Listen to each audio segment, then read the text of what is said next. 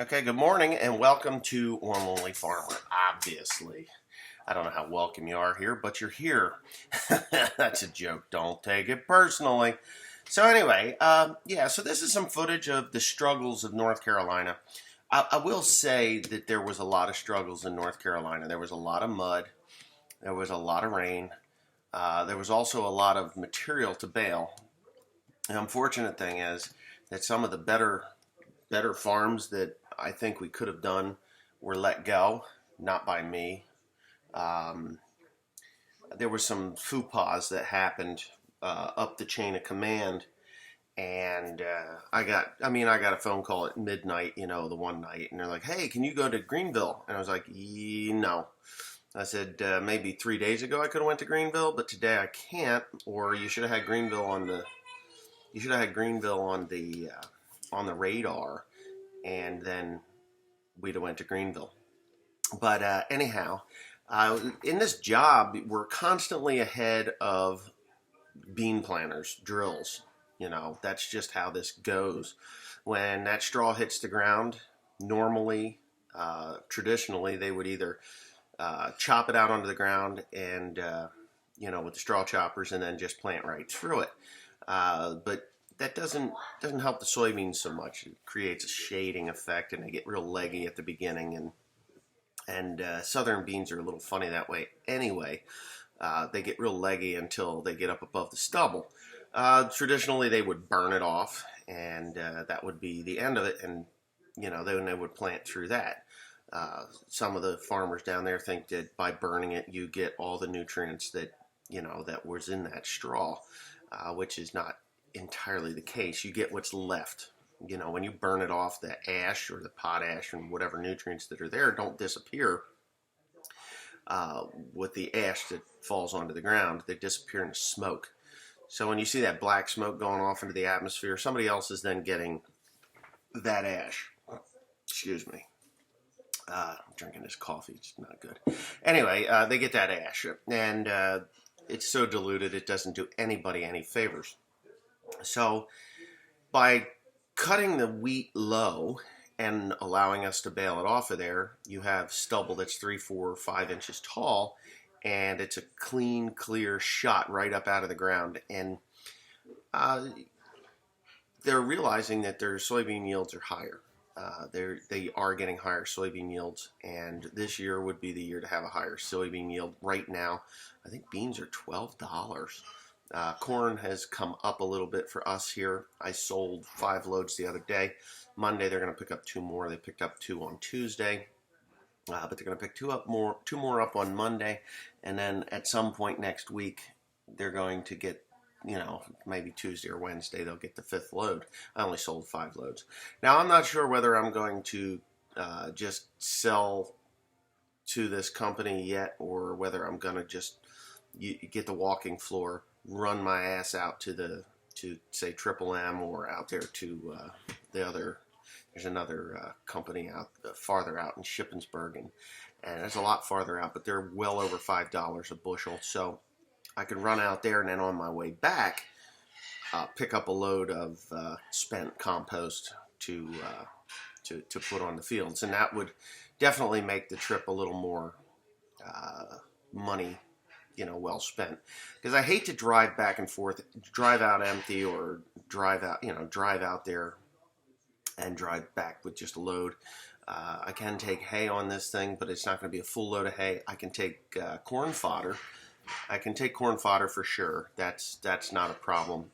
Just put the fodder on the walking floor, walk it forward, then walk it off when I get to where I'm going, and then pick up the compost, just spent compost there, and bring that back. So I do have, I don't know, maybe 800 bales of fodder. I think 4, 5, 6, 7, 800 bales of fodder right now, and that's okay. I've got enough to get rid of. And wow, I just watched Joe. Joe's getting the 8120 going. This is pre-blown engine, by the way. And if you look at some of this video, you'll see that tractor, that 8120, was puffing some black smoke, whereas today, I think the cast iron pistons that are in there over the aluminum pistons was a much needed improvement. I know there's some guys that were wondering why the liner failed. Well, the liner failed because the piston failed. The piston failed, excuse me, piston failed for God knows what reason. You know, somebody says, oh, well, once you start using ether on those things, then starting them with starting fluid is that 8.1 liter motor is very rare occurrence. I don't think I've ever gave it a sniff of starting fluid to get it going ever. Those things fire right off. The 8.1 liters, the 9 liters, the 6.8 liter engines, they just fire right the hell off. I don't understand why people think I got them on crack. The older tractors like the 4450, the 4430, the 4960 is, well, the 4450, I don't think I've ever shot starting fluid into that. That thing starts on 10 below zero with no problems as long as the batteries are up. But that 4960, she's a bit of a bitch, and that's the same engine. It's got a different head on it though, so it's different. It's a little different design, but it is a 466 in that. But anyways, there's Joe going, and I'm not seeing any black smoke puffing right now. But anyways, that you could see that tractor blow black smoke. Maybe it hadn't failed at all here, but you know, it was starting to go later. This is early in the run. So yeah, but you can get the gist of what's going on here. I know Louis Bilborough, he was last night, he was on my Instagram. He's like, oh, you better make some more videos. I'm bored. Well, Louis, if you're bored, I'll bring that Peterbilt down and you can polish it up, put some chicken lights on that damn thing, and make it look like you'd like it to look, because I just really don't care about it. But that'll keep you from being bored. Yeah, that would do that. Yeah, and Big Louis, you know what? I know that those antique cars are really cool. I've got some antique trucks and stuff, but I think it would be cool to drive down the Eastern Shore with that Model A Ford, and maybe I'd swing in there and blow my horn, and I'd let you take that thing for a drive. But I don't know, it's not that big in there. I had Josh the Stony Ridge Farmer in there, and he's about 6'4". He's a big guy, and he drove it, but it was tight. It was tight. But I know Louis Sr. is a big boy. He'll fit in there, though. I mean, we could get him in with a shoehorn. I don't know. Maybe I'll bring one of those trucks down. That 41 Ford would get down there, but it's a slow run. I mean, that's flat out 45 mile an hour. They're slow. But I'm trying to get a 38. There's a 38 Ford Express, and I would really love to have it. I'm trying to swap off one of the trucks, one of the big trucks that I have for that truck, and Iron City Garage has got it, and I just want it so bad because it hurts, you know. I always wanted one of that era, 38, 39. 36 is really my cup of tea there, 35, 36, but that 38, 39 oval hood, oval grill, those things were sweet. I don't know. They're just so sweet. And I would just get her running, put new tires on it, make sure the interior is good and the speedo worked, and that V8 would haul my ass down the road. I think that's cool as hell. And just run it as a not a daily driver, but as a truck that you just go to town with. I mean, they go 90 mile an hour if you really wanted them to. But I don't think that my wife would appreciate that too much. But it's a cool looking truck. So I'm trying to get a hold of him and see if he would want to do a trade. That old 37 Chevy, I would let that go.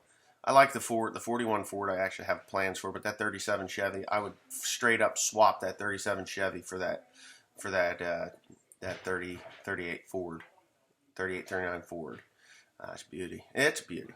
Kansas truck, so there's no rust on it. I mean, it's weathered but not rotted, you know, that kind of a thing.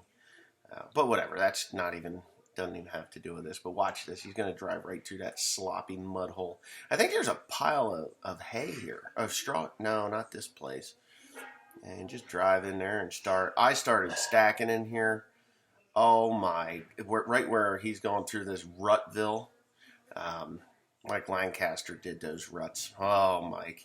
He gets in there with that Rogator, and it's four-wheel drive, 90 mile an hour across the field, mud, slop going everywhere. But anyway, when I went to stack this, it was not an easy deal. We actually abandoned it for a few days to let it dry out some before I was able to stack it, and the straw was damp. It steams out pretty good, but that straw was damp, and you see there's areas in here where there's canals or ditches, drainage ditches, and they can be quite tricky. I did not like the fields that we were in this year. A couple of places I really did enjoy, but the fields we were in last year, I liked them a lot better.